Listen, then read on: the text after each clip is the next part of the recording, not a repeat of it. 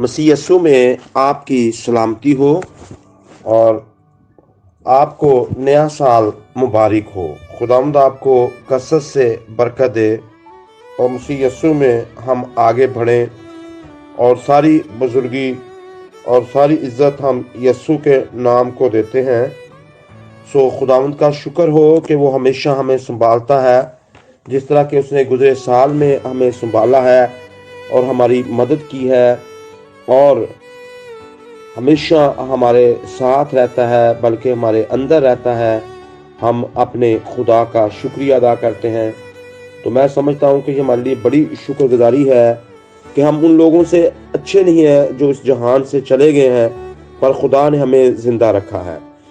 پر خدا نے اگر آج تک ہمیں زندہ رکھا ہے تو اس کا کوئی بھید ہے، اس کا کوئی مقصد ہے جس کے لیے اس نے ہمیں زندہ رکھا ہے۔ اور خدا ہمیں بہت سے کام کرنے کے لیے کہتا ہے، اور آج کا جو ہمارا ٹاپک ہے وہ ہے ناممکن کام کرنے کا حکم۔ ایسے کام جن کو ہم ناممکن سمجھتے ہیں اور خدا ہمیں حکم دیتا ہے کہ ہم ان کاموں کو کریں، اور ہمارے ان کاموں کو کرنے سے زمین پر خدا کا جلال ظاہر ہوتا ہے۔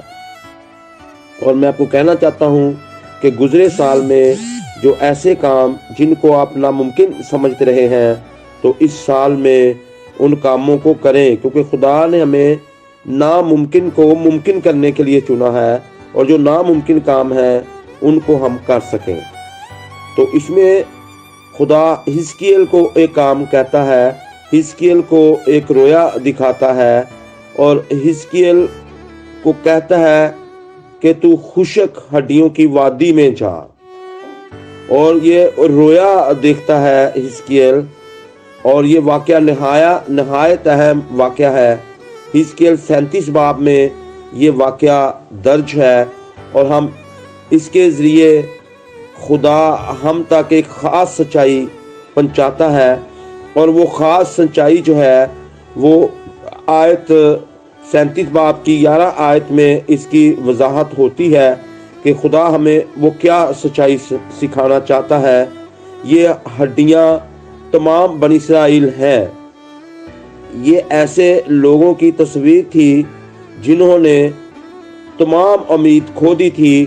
اس وقت بنی اسرائیل پر شکست، بالکل شکست سے پر تھے۔ مایوسی اور اداسی ان کے اوپر راج کرتی تھی۔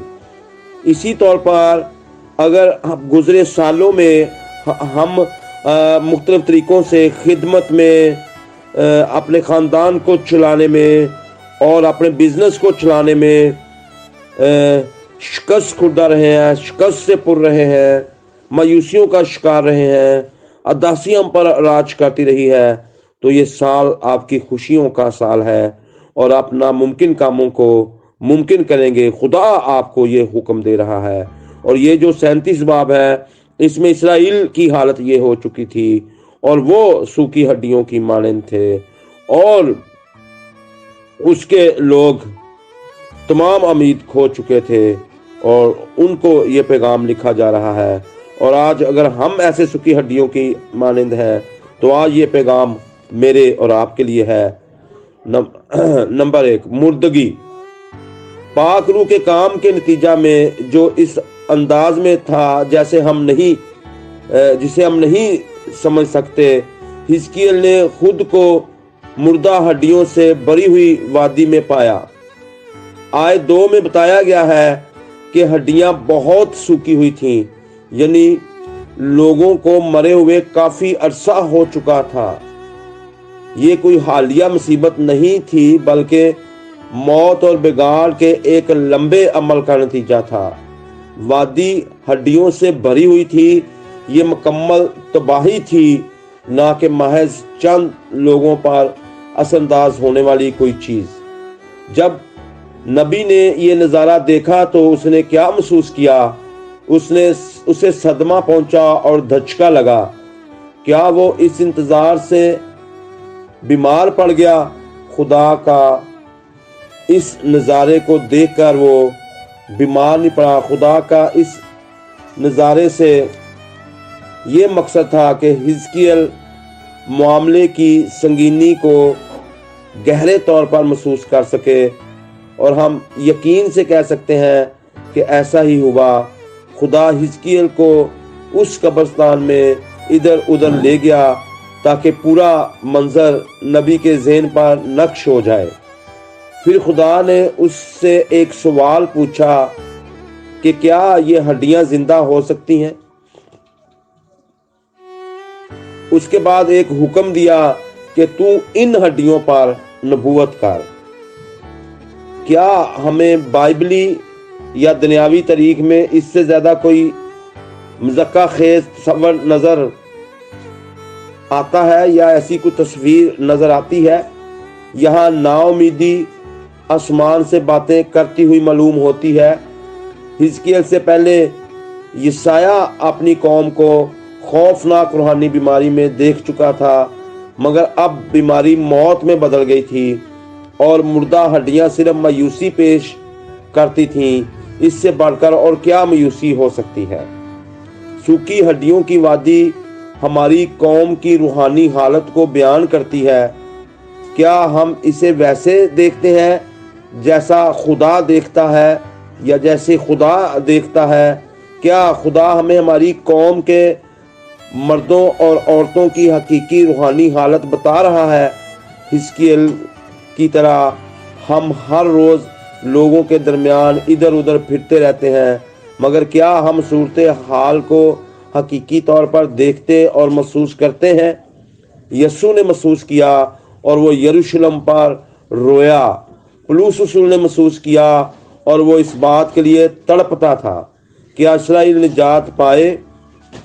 और मेरे अजीज़ों, आप गौर करें अपनी ज़िंदगियों पर। आज हम जब इनको देखते हैं तो हम क्या करते हैं? और अगर आप एलिया पर गौर करें, एलिया ने भी महसूस किया और कहा वो तरीकी में चलते हैं।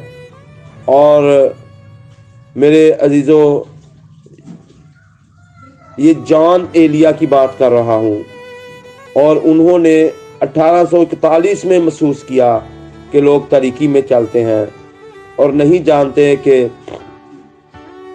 किधर जाते हैं, और खिदमत उन्हें इस हालत में छोड़ देती है। ये कितने अफसोस की बात है।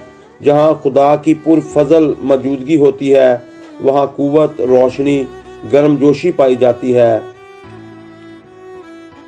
काश वो अपने नाम की खातर हमारी तरह लौट कर आए, वो हमें जिंदा करने की खातर मुड़े।